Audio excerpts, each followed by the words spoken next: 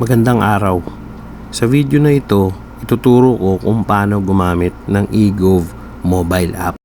Mag-download at i-open ang mobile app. Ilagay ang phone number ng inyong cellphone. Magpapadala ng OTP ang eGov. I-enter ang one-time password. Ikaw ngayon ay gagawa ng Mobile Personal Identification Number o MPIN na magsisilbing password ninyo sa eGov.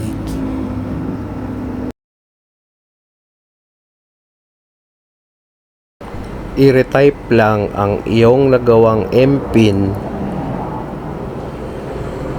para makalagin ka na sa eGov mobile app. Ikaw ngayon ay naka-access na sa iyong dashboard sa eGov. Mag-scroll down lang at hanapin ang PhilHealth. Continue to my account at andito ka na sa iyong personal information sa eGov. Makikita mo ang menu sa baba. Pindutin ang yakap na nasa kanang bahagi ng menu. Sa puntong ito, pwede ka nang mamili ng iyong yakap provider. Pindutin lang ang Add Yakap Provider. Piliin ang Misamis Oriental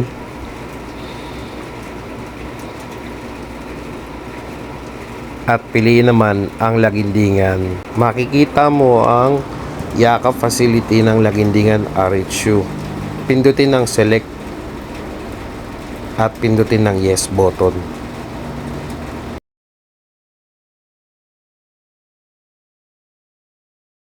Ikaw ngayon ay nakaregister na sa Misamis Oriental Lagindingan RHU Yakap Provider.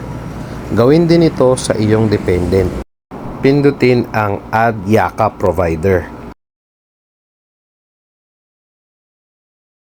Muling piliin ang Misamis Oriental at Lagindingan. Pindutin ang Select at ang Yes button. Ganon lamang kadali mag-add ng Yakap Provider sa eGov. Kung meron kayong katanungan, huwag kayong mahiyang lumapit sa inyong midwife or nurse na naka-assign sa inyong barangay health stations. Marami pong salamat.